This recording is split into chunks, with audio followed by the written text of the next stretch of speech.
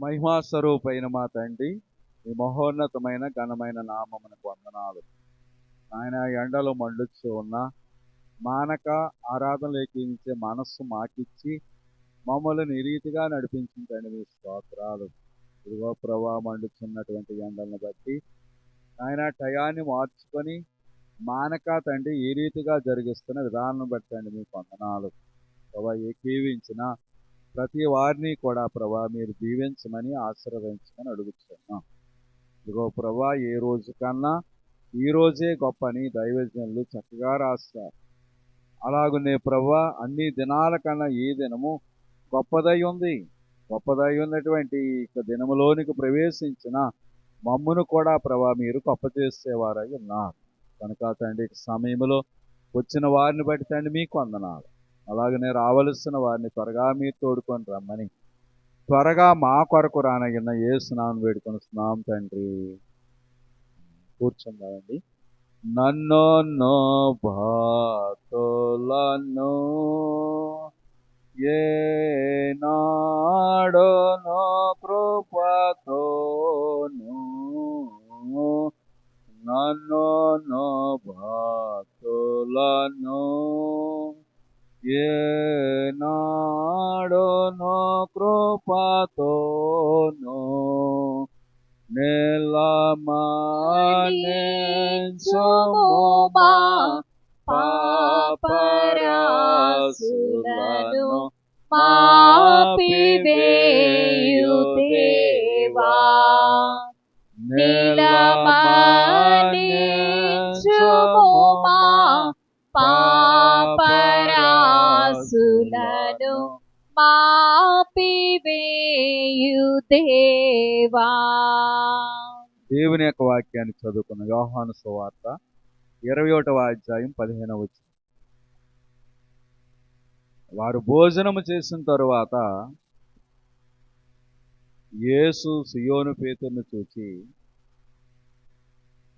యోహాను కుమారుడైన సీమోను, వీరికంటే నీవు నన్ను ఎక్కువగా ప్రేమిస్తున్నావా అని అడగగా అతడు, అవును ప్రభా, నేను నిన్ను ప్రేమిస్తున్నానని నీవే ఎరుగుదువని ఆయనతో చెప్పెను. యేసు, నా గొర్రె పిల్లలను మేపుమని అతనితో చెప్పెను.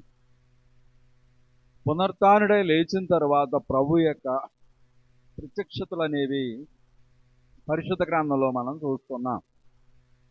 ప్రభు లేచిన తరువాత మొట్టమొదట 7 దెయ్యాలు వెళ్ళగొట్టిన మగ్దలేనే మరియకు కనిపించారని, తర్వాత శిష్యులైన వారికి ఆ గదిలో ఆయన కనిపించారని, అలాగనే ఈ యొక్క తిబిరయ సముద్ర తీరాన కూడా దేవుడు కనిపించిన విధానం అనేది ఇక్కడ మనం చూస్తున్నాం. ప్రియులారా, ఎందుకంటే శిష్యులు ఆయన లేచారన్న విషయాన్ని నమ్మటం లేదు. శిష్యులకి దేవుని మీద నమ్మకం అనేది కలగటం లేదు. కనుక మొట్టమొదట సొంత వారిలో నమ్మకం కలిగితే పైవారిలో కూడా ఆటోమేటిక్గా ఇక నమ్మకం వస్తుంది. కనుక ఆ శిష్యుల్లో నమ్మకము కలిగించడానికి దేవుడు పడిన పాట్లు అనేవి ఇక్కడ మనం చూస్తున్నాం. కనుక ఇక యోహాను సువార్త 21వ అధ్యాయంలో దేవుడు శిష్యులైన వారికి ప్రత్యక్షమైనటువంటి ఆ విధానం అనేది ఇక్కడ మనకు కనబడుతూ ఉంది. కనుక ప్రియులరా, నిజానికి ఈ యొక్క 21వ అధ్యాయంలో ఆ యొక్క శిష్యులైన వారు పాత వృత్తికి వారు మరలా వెళ్ళిపోయారు. వారి వృత్తి ఏంటంటే చేపలు పట్టే వృత్తి. ప్రియులు, ఈ జానెడు పొట్టను నింపుకోవడానికి కోటి విద్యలు కూటి కొరకే అన్నట్లు వారి యొక్క విద్య లేక వారి యొక్క వృత్తి ఏంటంటే చేపలు పట్టడం. ప్రియుల, వారికి మనిషి యొక్క జీవితంలో భోజనం అనేది చాలా అవసరము గనక ఆ భోజనాన్ని గురించి వారు ఆ యొక్క చేపలు పట్టడానికి వెళ్ళారు. కానీ ఆ రాత్రి కాలంలో ఉన్నట్టు వారు ఏ ఒక్క చేప కూడా వారు పట్టలేదు. అయితే ప్రియుల, ఒక్క చేప కూడా వారి యొక్క వలలో పడలేదు. అంతకు మునుపు ప్రభుతో ఉన్నప్పుడు వారికి భోజనాన్ని కొదవలేదు. అంతేకాదు ఏ విషయానికి కూడా వారికి కొదవ అనేది కనబడలేదు. కానీ ఎప్పుడైతే యేసుక్రీస్తు ప్రభు వారి యొద్ద నుండి వెళ్ళిపోయారో, ఇప్పుడు వారు అనుకుంటూ ఉన్నారు మనకి భోజనానికి తక్కువే, అన్నింటికి తక్కువే అని చెప్పేసి వారు అలా వెళ్ళారు. మరి వెళ్లకుండా ఉంటే పరిస్థితి ఎలా ఉండినో. అయితే వెళ్ళారు కానీ ఎంత శ్రమపడినా ఎంత ప్రయాసపడినా కానీ వారికడ ఒక్క చేప కూడా పడలేదు. అయితే ప్రియులరా, నిరాశలో ఉన్నటువంటి వారికి ఒక నిరీక్షణ కలిగించారు ప్రభు. ప్రియులరా, ఆ యొక్క సమయంలో మరి దేవుని యొక్క మాటను బట్టి ప్రియులరా, యేసుక్రీస్తు ప్రభు భోజనం ఉందా లేక భోజనానికి ఏదైనా ఉందా అని చెప్పేసి అడిగారు. కానీ వారు ఏమీ లేదని చెప్పినప్పుడు ప్రభు అన్నారు, ధోని కుడి ప్రక్కన వల వెయ్యండి. ప్రియులరా, సర్వసాధారణంగా సముద్రం మీద చేపలు పట్టేవారట రాత్రి కాలంలో మాత్రమే ఆ సముద్రంలో చేపలు పడతాయట, పగటి కాలంలో పడవు. అయితే సూర్యోదయం అయిపోతూ ఉంది, చీకటి పోయి వెలుగు వస్తూ ఉంది. అది నిజానికి చేపలు పడే సమయం కాదు. కానీ ఇక్కడ సృష్టికర్తకి అన్నీ కూడా సాధ్యమే. ప్రియుల, ఆయనకి సృష్టితో పని లేదు కనుక అందుకనే ప్రభు సమయము కాని సమయములో కూడా చేపలు పట్టడానికి వల వేయమని అంటూ ఉన్నారు. వారు వల వేశారు. వల వేయగానే 153 ఆ చేపలతోనట ఆ యొక్క వల నిండినట్టు వాక్యములో మనం చూస్తూ ఉన్నాం.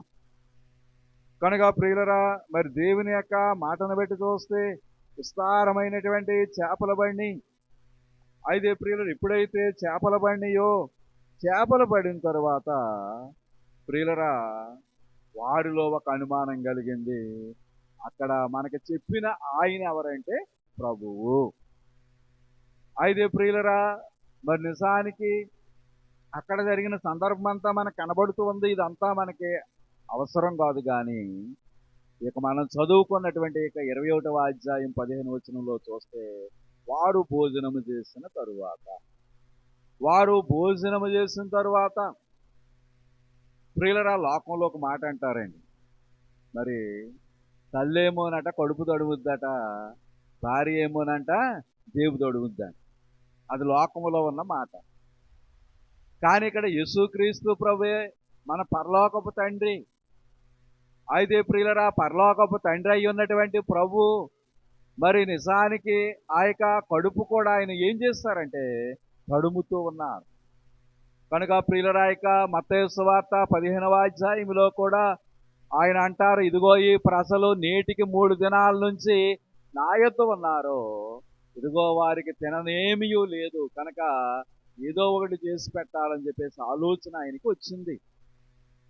అంటే తల్లే కాదు, యేసుక్రీస్తు ప్రభు కూడా మనకు తండ్రి అయి ఉన్నారు. ఆ తండ్రి అట మన ఆకలి తీర్చడానికి కూడా ఆయన ఆశపడుతూ ఉన్నారు. కనుక ప్రియులరా, ఏదైనా ఒక గద్దింపు కానీ ఒక హెచ్చరిక కానీ చేసే ముందు ఒకవేళ ఎవరినైనా మనము ఏదైనా ఒక మరి హెచ్చరిక కానీ లేక ఒక గద్దింపు కానీ లేక ఒక తిట్టే ముందు వాళ్ళ భోజనాన్ని కూర్చునే ముందు తిట్టామనుకోండి, వాళ్ళు ఏం చేస్తారు? భోజనం చేయరు, వెళ్ళిపోతారు. మమ్మల్ని ఇంత మాట అంటారని వెళ్ళిపోతారు. అదే భోజనం అయిపోయిన తర్వాత అనుకోండి, ఇంకేముండదు, అయిపోయింది కదా భోజనం, వెళ్ళిపోయినా కానీ గొడవ ఉండదు. అలాగనే ఇక్కడ యేసుక్రీస్తు ప్రభు కూడా పేతుర్ని గద్దించాలనుకున్నారు. అయితే ప్రియులరా, బుద్ధి చెప్పడానికి ముందు ఆయన ఏం పెడుతున్నారంటే భోజనం పెడుతున్నారు. కనుక ప్రియులరా, వారికి కడుపు నిండా భోజనం పెట్టారు. ప్రియులరా, కడుపు నిండా భోజనం తిన్న తర్వాత ఆయన ఇప్పుడు బుద్ధి చెప్పడం ప్రారంభించారు. కనుక ప్రియులరా, ఆ యొక్క యేసుక్రీస్తు ప్రభు ఆ సీమోను పేతురును చూచి, యోహాను కుమారుడైన సీమోను, వీరికంటే నీవు నన్ను ఎక్కువగా ప్రేమిస్తున్నావా? అక్కడ 11 మంది శిష్యులు ఉన్నారు. ఒకడేమో ఊరేసుకున్నాడు, వెళ్ళిపోయాడు అనుకోండి. ఇంకెంతమంది ఉన్నారంటే 11 మంది ఉన్నారు. అయితే మిగిలిన 10 మందిని కూడా ప్రభు ప్రక్కన పెట్టారు. ప్రియులరా, మరి 11వ వాడైనటువంటి పేతురు యొక్క విషయంలో ప్రభు అడుగుతున్నారు, వీరందరికంటే నీవు నన్ను ఎక్కువగా ప్రేమిస్తున్నావు. అంటే పేతుర్ని ఎందుకు అడగాలి? మిగిలిన 10 మందిని అడగొచ్చు కదా. ప్రియులరా, మనము ఆ యొక్క మత్తయి, మార్కు, లోక, యోహాను 4 సువార్తలను కానీ మనం చూస్తే పేతురుతోనట ఎక్కువగా ప్రభు మాట్లాడారు. అంతేకాదు పేతురు కూడా ఎక్కువగా ఎవరితో మాట్లాడారంటే ప్రభుతో మాట్లాడారు. కనుక మీరు ఇంటికి వెళ్ళిన తర్వాత తరచు చూడండి, ప్రియులు ఎక్కువగా మరి మిగిలిన శిష్యుల కన్నా అధికంగా దేవుడట ఎవరితో మాట్లాడారంటే పేతురుతోనే మాట్లాడారు. అంతేకాదు మిగిలిన శిష్యుల కన్నా అందరికన్నా ఎక్కువ పేతురు గారు కూడా దేవునితో మాట్లాడినట్టు మనం చూస్తూ ఉన్నాం. మాటల దాకా బాగానే ఉంది. కనుక ప్రియులు ఇప్పుడు ఎక్కువ మాట్లాడిన వాడు పేతురు, ఎక్కువగా దేవునితో సంభాషించినటువంటి వాడు పేతురు. అయితే ప్రియులరా, పేతురుతో మాట్లాడినంత ఎక్కువగానట సంభాషించినంత ఎక్కువగా దేవుడు ఏ శిష్యునితోనూ కూడా ఆయన సంభాషించలేదు, మాట్లాడలేదు. కానీ అంతలా ఎక్కువగా మాట్లాడినటువంటి ఆ సందర్భములో ప్రియులరా, ఆ యొక్క పేతురు గారు ఒకానొక సమయంలో అంటారు, యేసు ఎవరో నాకు తెలియదు, ఆయన ఎవరో నేను ఎరగను అని అంతటితో ఊరుకోలేదు. కానీ శపించుకుంటకును ఒట్టు పెట్టుకుంటకును మొదలుపెట్టును. ప్రియులరా, ఆయనట ఒకటి శపించుకున్నాడట, రెండవది ఏం చేశాడు, ఒట్టు పెట్టుకున్నారట. ప్రియులరా, ఆ ఒట్టు నిజమైన ఒట్టు అంటారా? ప్రియుల శాపము నిజమైన శాపమేనంటారా? కనుక ప్రియులరా, మరి నిజానికి మరి హేతువు లేని శాపము తగలదు అని వాక్యములో ఉంది. కానీ ఇది హేతువుతో కూడిన శాపమే కదా. మరి శాపం తగులుద్దేమో అన్న ఆలోచన కూడా పేతురికి రాలేదేమో. అయితే ప్రియులరా, 3 సార్లు ఆయన యేసు ఎవరో నాకు తెలియదు, కనుక యేసు అంటే ఎవరో నేను ఎరగనని చెప్పేసి శపించుకోవటానికి ఒట్టు పెట్టుకోవడానికి మొదలుపెట్టాడు. అయితే ప్రియులరా, మరి ఎన్ని శపించినా కానీ ఆ పరిస్థితి ఇక్కడ మనకి ప్రభు మరలా రిపీట్ చేస్తూ ఉన్నా. కనుక ఈ యొక్క యోహాను సువార్త 21వ అధ్యాయము 15, 16, 17 వచనాల్లో యేసుక్రీస్తు ప్రభు ముమ్మారు పేతురు గారిని ఏం చేస్తున్నారంటూ రెట్టిస్తూ ఉన్నారు. కనుక 3 సార్లు బొంకిన పేతురికి దేవుడు ముమ్మారు రెట్టిస్తూ ఉన్నారు. మీరందరికన్నా నీవు నన్ను ఎక్కువగా ప్రేమిస్తున్నావా? ప్రియులు, నిజానికి దేవుని యొక్క ఉద్దేశం అనేది ఇక్కడ మనం చూస్తూ ఉన్నాం, అందరికన్నా ఎక్కువ. కొన్ని సందర్భాల్లో మనుషులు అనుకుంటారు, చదువుకునే పిల్లలను కానీ చూస్తే ఆ చదువుకునే పిల్లలు అనుకుంటారు, వీళ్ళందరికన్నా నాకు ఎక్కువ మార్కులు రావాలి. కనుక ప్రియులరా, చదువుకున్న పిల్లలలో ఉన్న మనస్తత్వం అలాంటిది. కనుక చదువుకునే బిడ్డలకు అంటే విద్యార్థులకే కాదు, విశ్వాసులకు కూడా ఇది ఒక పాఠంగా ప్రభు చూపిస్తూ ఉన్నారు. విశ్వాసులు కూడా అనుకోవాలట, వీళ్ళందరికన్నా నేను ఎక్కువగా ఎవరిని ప్రేమించాలంటే ఆ ప్రభుని ప్రేమించాలి. ప్రియులరా, ప్రేమిస్తూ ఉంటే ప్రేమిస్తున్నావా అని అడగవలసిన అవసరం ఉండదు. కానీ ప్రేమించడంలో లోపం ఉంది కనుక ఇక్కడ ప్రభు ఏం చేస్తున్నారంటే ప్రేమిస్తున్నావా అని అడుగుతున్నా. ప్రియులరా, బైబిల్ గ్రంథంలో దేవుని మాటలు చాలా ఉన్నతమైనవి. వీటికి శరీర సంబంధమైన అర్థం తీసుకునేవారు ఉంటారు, రెండవది ఆత్మ సంబంధమైన అర్థం కూడా తీసుకునేవారు ఉంటారు. అయితే ప్రియులరా, శరీర సంబంధమైన అర్థం మనకు అవసరం లేదు, కానీ ఆత్మ సంబంధమైన అర్థమే మనకు అవసరమైంది. కనుక ప్రభు పేతురుని అడుగుతున్నటువంటి మాట ఏంటంటే, వీరందరికన్నా నీవు నన్ను ఎక్కువగా ప్రేమిస్తున్నావా? అసలు మానవ దృష్టిలో ఈ మాటకి అర్థం వేరుగా చెప్తూ ఉంటారు. ఒక పాట ఉందండి, ప్రేమ దేవుని ప్రేమ అది ఎన్నడూ ప్రియులరా, ఆ పాటలో చక్కగా రాశారు. తల్లిదండ్రుల యొక్క ప్రేమ ఎలా ఉంటుంది, బిడ్డల యొక్క ప్రేమ ఎలా ఉంటుంది, స్నేహితుల మధ్య ప్రేమ ఎలా ఉంటుంది, అదంతా కూడా ఆ పాటలో చక్కగా రాసుకుంటూ వచ్చారు. అది ప్రక్కన పెడదాం పాట. మన పాఠాన్ని బట్టి ఇక్కడ మనం ఆలోచన చేస్తే ప్రియులరు, ఇక్కడ ప్రేమించుటనే మాటకున్న అర్థాన్ని మనం చూద్దాం. చూడండి, మొదట యోహాను రాసిన పత్రిక 5వ అధ్యాయం 3వ వచనములో,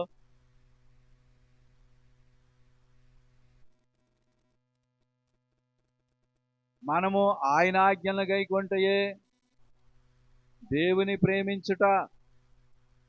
ఆయన ఆజ్ఞలు భారమైనవి కావు. మనము ఆయన ఆజ్ఞలను పాటించడమే ఏమయ్యింది? దేవుణ్ణి ప్రేమించుట.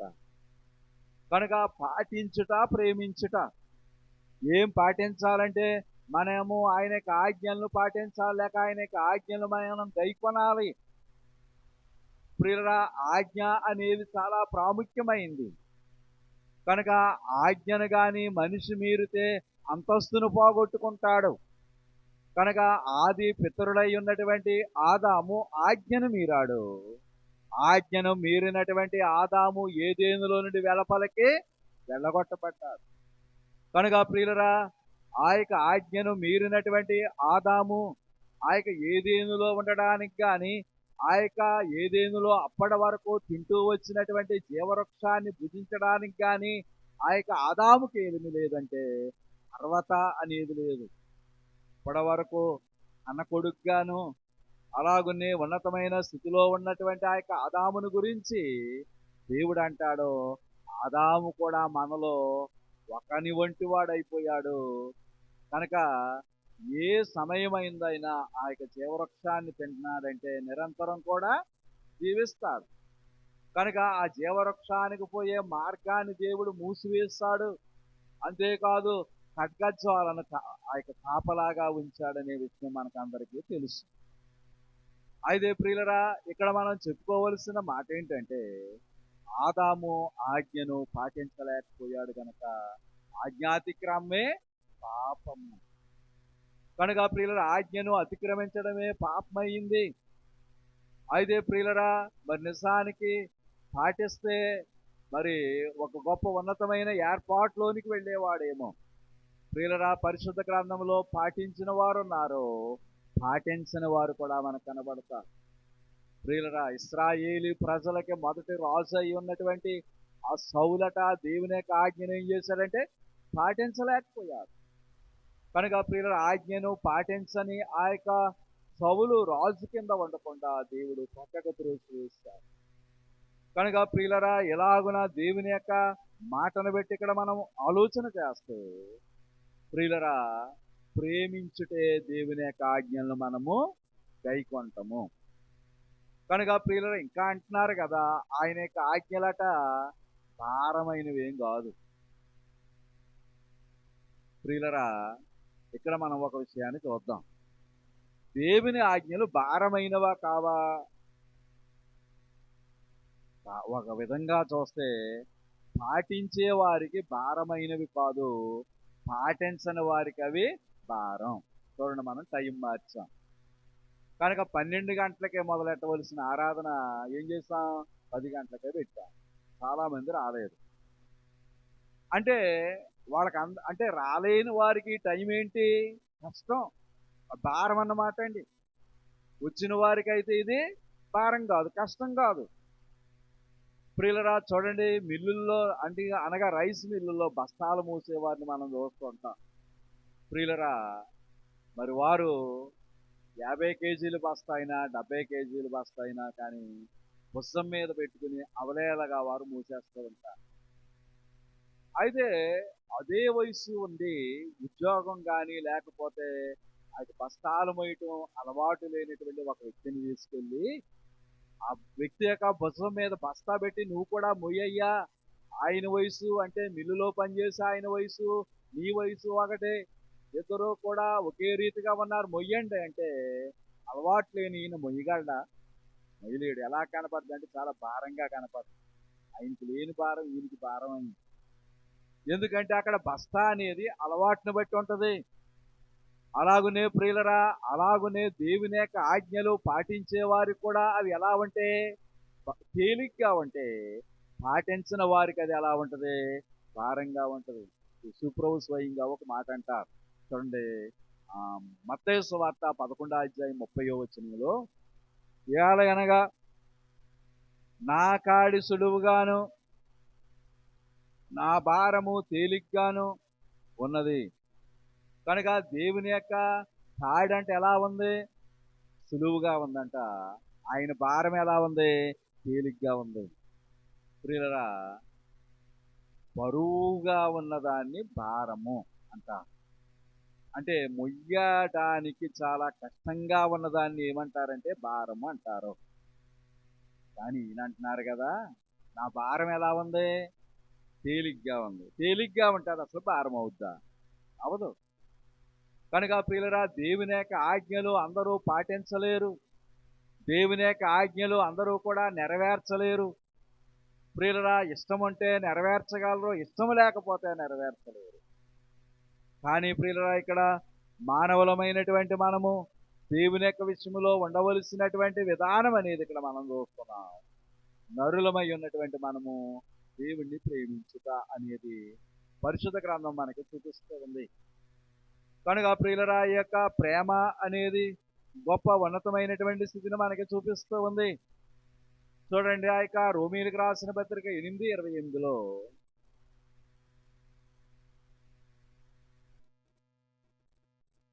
దేవుని ప్రేమించు వారికి అనగా ఆయన చొప్పున పిలువబడిన వారికి మేలు కలుగుటకై సమస్తమును సమకూడి జరుగుతున్నవని ఎరుగుదు. ప్రియులరా, నిజానికి మనం అందరం ప్రభువుని నమ్ముకున్నాం. నమ్మిన మనకి ఎన్నో కోరికలు ఉంటాయి, పదవులు ఉంటాయి, ఇబ్బందులు ఉంటాయి, ఇక్కట్లు ఉంటాయి. అందరం కూడా ఆశపడుతూ ఉంటాం. ఏమని? మనకున్న పదవి తీరాలి, మనకున్న సమస్యలు తీరాలి, మనకున్న అక్కర్లు తీరాలని అందరం కూడా అనుకుంటాం. అయితే కొంతమందికి తీరతే, కొంతమందికి తీరవు. ప్రియులరా, ఎవరికి తీరతాయో ఎవరికి తీరవో కూడా ఈ యొక్క వాక్యం మనకి చక్కగా చూపిస్తూ ఉంది. ఎవరికి అంటే దేవుని ప్రేమించు వారికి, ఆయన సంకల్పము చొప్పున పిలువబడిన వారికి. ఒకటి ప్రేమించువారు, రెండవది పిలువబడేవారు. కనుక ప్రియులరా, మరి నిజానికి దేవుని ప్రేమించే వారికట ప్రియులరా, ఆ యొక్క కార్యములు కానీ ఆ యొక్క పనులు కానీ చక్కగా నెరవేరుతాయని దేవుని యొక్క వాక్యమే మనకి చక్కగా సాక్ష్యమిస్తూ ఉంది. కనుక ప్రియులరా, దేవుని ప్రేమించు వారికి కనుక యేసుక్రీస్తు ప్రభు సువార్తలు అంటారు, నాకన్నా ఎక్కువగా ఎవరిని ప్రేమించినా దేన్ని ప్రేమించినా వారు దేవుని రాజ్యమునకు పాత్రులు కారు. కనుక ప్రియులరా, బైబిల్ గ్రంథంలో ఒక ఆయనకంట తిండిని బట్టి ప్రేమ వచ్చిందంట. చూడండి, ఆ యొక్క ఆది కాండము ఆ యొక్క 25వ అధ్యాయం 28వ వచనములో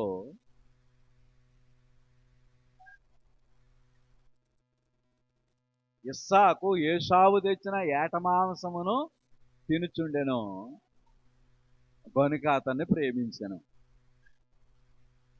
రెబకా యాకోబును ప్రేమించెను. ప్రియులరా, ఇక్కడ భార్యాభర్తలకు ఇద్దరు కొడుకులు ఉన్నారు. పెద్దవాడంటే తండ్రికి ప్రేమ అంట, చిన్నవాడంటే తల్లికి ప్రేమ అంట. కనుక ప్రియులరా, ఇక్కడ పెద్దవారు చిన్నవారు తండ్రికి ప్రేమ అంట పెద్ద కుమారుని మీద ఎలా కలిగింది? ఏటాడి ఏట మాంసం తెచ్చేవాడట. ఆ తిండిని బట్టట ఆ పెద్ద కుమారునికి ఏం కలిగిందంటే ప్రేమ కలిగింది ఆ తండ్రికి. ప్రియులరా, ఆ ప్రేమట దేన్ని బట్టి కలిగిన ప్రేమ? తిండిని బట్టి కలిగిన ప్రేమ. అయితే ప్రియులరా, తల్లికి కూడా చిన్న కుమారుని మీద ప్రేమ ఉంది. అది సంబంధమును బట్టి లేక బంధుత్వాన్ని కలిగిన అనగా బంధుత్వాన్ని బట్టి కలిగిన ప్రేమ. అంటే తండ్రిది భోజనాన్ని బట్టి కలిగిన ప్రేమ, తల్లిదైతే బంధుత్వాన్ని బట్టి కలిగినటువంటి ప్రేమ. అయితే ప్రియులరా, దేవుని దగ్గర ఏ ప్రేమ నగ్గింది అంటే భోజనాన్ని బట్టి కలిగిన ప్రేమ నెగ్గలేదు, కానీ ఆ బంధుత్వాన్ని బట్టి కలిగిన ప్రేమ నెగ్గింది. కనుక ప్రియులరా, బంధుత్వాన్ని బట్టి కలిగినటువంటి ఆ యొక్క ఘనమైనటువంటి ఏర్పాటు దేవుని యొక్క పరిశుద్ధ గ్రంథం మనకి చూపిస్తూ ఉంది. కనుక ప్రియులరా, మరి దేవుని యొక్క వాక్యాన్ని బట్టి ఇక్కడ మనం ఆలోచన చేస్తే ప్రియులరా, యొక్క ఇస్సాకు గారికట పెద్ద కుమారుడు అయినటువంటి ఏశావు మీద ప్రేమ ఉంది. అది భోజనాన్ని బట్టి కలిగినటువంటి ప్రేమ. కనుక ప్రియులరా, మరి దేవుని యొక్క వాక్యాన్ని కానీ ఇక్కడ మనం జాగ్రత్తగా గమనిస్తే ప్రియులరా, ఆ యొక్క ప్రేమ దేవునికి పనికిరాని ప్రేమ. దేవునికి అవసరము లేని ప్రేమ. ప్రియులరా, భూలోకపు తండ్రి దృష్టిలో పెద్ద కుమారుడు ఉన్నాడు, పరలోకపు తండ్రి దృష్టిలో చిన్న కుమారుడు ఉన్నాడు. కనుక భూలోకపు తండ్రి దృష్టిలో ఏషావు ఉన్నాడు, పరలోకపు తండ్రి దృష్టిలో యాకోబు ఉన్నాడు. కనుక ప్రియులరా, మరి నిజానికి తండ్రి యొక్క ప్రేమ భోజనాన్ని బట్టి కలిగినటువంటి ప్రేమ ఉంది, కానీ ఆ ప్రేమ దేవునికి అవసరం లేదు. కనుక ప్రియులరా, తల్లి యొక్క ప్రేమ అయితే ఆ తిండిని బట్టి కాదు కానీ, భోజనాన్ని బట్టి కాదు కానీ, ఆ యొక్క బంధుత్వాన్ని కలిగినటువంటి ఒక ఏర్పాటుగా పరిశుద్ధ గ్రంథం మనకి చూపిస్తుంది. కనుక ప్రియులరా, మానవులమైనటువంటి మనము దేవుని యొక్క విషయంలో మరి కలిగి ఉండవలసినటువంటి ప్రేమను మనకి పరిశుద్ధ గ్రంథం చక్కగా చూపిస్తూ ఉంది. చూడండి, ఆ యొక్క ఆది కాండము 22వ అధ్యాయం 2వ వచనములో, నీకు అక్కడై ఉన్న నీ కుమారుని అనగా నీవు ప్రేమించిన ఇస్సాకును తీసుకొని మొరియా దేశమునకు వెళ్ళి అక్కడ నేను నీతో చెప్పబోవు పర్వతముల్లో ఒక దాని మీద దహన బలిగా అతన్ని అర్పించమని చెప్పాను. కనుక ప్రియులరా, ఆ యొక్క అబ్రహాము గారికి మరి 100 సంవత్సరాలు వచ్చిన తర్వాత దేవుడు ఒక కుమారుని దయచేస్తాడు. అయితే ప్రియులరా, ఆ కుమారుడు పెరిగాడు, పెద్దవాడయ్యాడు, యుక్త వయసు వచ్చింది. ఆ సమయంలో మరి నిజానికి లేక కలిగిన కుమారుని మీద ఏ తండ్రికి ప్రేమ ఉండదు? ప్రియులరా, అతడట అన్నింటికన్నా అధికంగానట కుమారుని ప్రేమిస్తున్నాడు. అయితే ప్రియుల, ఇక్కడ ప్రభు అంటున్నారు, నీకు ఒక్కడయ్యున్న నీ కుమారుని అనగా నీవు ప్రేమించు ఇస్సాకుని. అంటే ఇంకొక ఆయన కూడా ఉన్నాడు, ఇస్మాయేలు. అందుకనే దేవుడు ఇక్కడ స్పష్టంగా పేర్లతో సహా చెప్తున్నాడు. కనుక ప్రియులరా, నీవు ప్రేమించే ఇస్సాకుని. కనుక ప్రియులరా, మరి నిజానికి ఆ యొక్క కన్నా కుమారుని మీద ఏ తండ్రికి ప్రేమ ఉండదు. కానీ ప్రియులరా, ఇక్కడ ఆ యొక్క ప్రేమను మరి ప్రక్కన పెట్టమని దేవుడు అబ్రహాము గారితో చెప్తూ ఉన్నా. కనుక ప్రియులరా, దేవుని కన్నా మనము దేనిని కూడా ఎక్కువగా ప్రేమించకూడదని దైవజనులు రాస్తారు.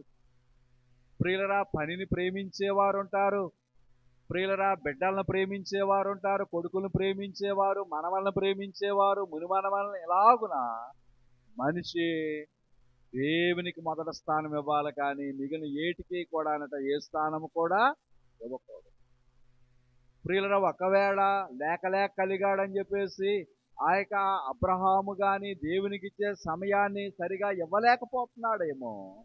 అందుకనే దేవుడు స్పష్టంగా మాట్లాడుతున్నాడు, ఇదిగో నీకు ఒక్కడయ్యున్న నీ కుమారుడు, నీ ప్రేమించు నీ కుమారుని నాకు దహన బలిగా అర్పించు అని చెప్పేసి ఆజ్ఞాపించాడు. అయితే ప్రియులరా, మరి నిజానికి ఆ సమయంలో అబ్రహాము నేను ఇవ్వను అని కానీ, లేక నేను ఈ కుమారుని నీవు చెప్పినట్లు నేను చెయ్యను అని అనలేదు. కానీ దేవుని యొక్క ఆజ్ఞలట చక్కగా నెరవేర్చాడు ఆ యొక్క అబ్రహాము.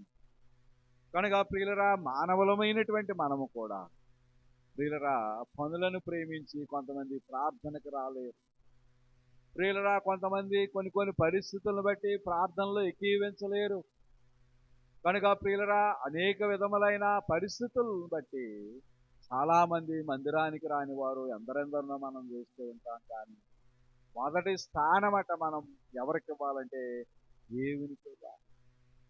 కనుక ప్రియులరా, దేవుణ్ణి మనము ప్రేమించడం విషయంలో, లేక దేవుని మనము ఏర్పాట్లో ఉండటాన్ని బట్టి దేవుని యొక్క కృపా కనికరాలు మనం పొందేవారమై ఉంటామని పరిశుద్ధ గ్రంథం మనకి చక్కగా చూపిస్తుంది. ప్రియులరా, రోమీయులకు రాసిన పత్రిక 13వ అధ్యాయం 10వ వచనంలో చూస్తే,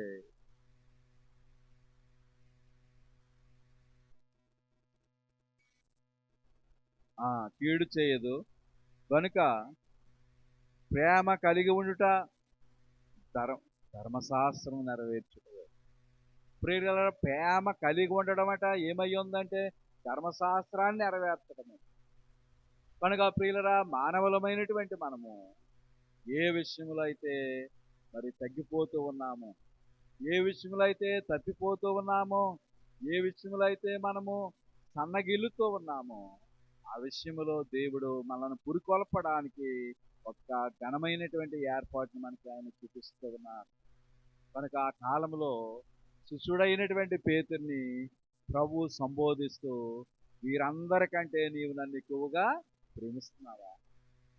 ప్రియులరా, మనల్ని కూడా దేవుడు అడుగుతున్నాడేమో, నీ పని కన్నా, నీకున్న చుట్టుపక్కల ఉన్న వారి కన్నా, నీకు బంధువుల కన్నా, అందరికన్నా ఎక్కువగా నీవు నన్ను ప్రేమిస్తున్నావా అని. ప్రియులరా, దేవుడు మనల్ని కూడా ఒకానొక దినాన అడిగేవారై ఉన్నారు. ప్రియులరా, ప్రేమించే వారికి దేవుడు పని ఇప్పిస్తున్నాడు. ఆయనకి ఇచ్చిన పని ఏంటంటే, నా గొర్రె పిల్లలను మేపుము. ప్రియులరా, ప్రేమించాడు గనక పని అప్పచెప్పారు. అలాగనే ప్రియులరా, దేవుని యొక్క విషయంలో మనము కూడా కలిగి ఉండవలసిన కొన్ని ఏర్పాట్లు దేవుని యొక్క పరిశుద్ధ గ్రంథం మనకి చూపిస్తూ ఉంది. కనుక ప్రియులరా, ముమ్మారు పేతురు గారిని దేవుడు హెచ్చరిస్తూ ఉన్నారు. ప్రియులరా, మొదటిసారి హెచ్చరించినప్పుడు బాగానే ఉంది. రెండోసారి ప్రియులరా హెచ్చరించినప్పుడు కొంచెం చిరాకు వచ్చింది. మూడోసారి హెచ్చరించేటప్పటికి చిర్రెత్తుకొచ్చాడు. ప్రియులరా, మరి 3 సార్లు పొంకినప్పుడు ఆయనకి ఎలా ఉందో తెలియదు. ప్రియులరా, మనం చేసేవి మనకు బాగానే ఉంటాయి కానీ, మా దేవుడు ఏదైనా చేసేటప్పుడు ఆ మనం దేవుని మీద చిరాకు పడుతూ ఉంటాం. మనం ఎలాగుంటామో మన విషయంలో దేవుడు కూడా అలాగే ఉంటాడు. అది మాత్రం మనం గ్రహించలేదు. యేసుప్రభు అన్నారు కదా, మీరు ఏ కొలతతో కొలుస్తారో అదే కొలతో మీకు కొలవబడతారు. కనుక ప్రియులరా, దేవుని యొక్క విషయంలో మనం కూడా ప్రియులరా ఆయన విషయంలో ఉండవలసిన విధంగా ఉండాలి. కనుక ఉండలేని పేతురును దేవుడు విడిచిపెట్టడం లేదు. నువ్వు పోతే పో అని ఆయన అనలేదు, కానీ మార్గము తప్పుతున్న పేతురును మరలా మార్గములో పెట్టారు. అలాగనే మనము కూడా దేవుని యొక్క విషయాల్లో సరైన స్థితిలో సాగే ధన్యత దేవుడు మనకు అనుగ్రహించును కాక.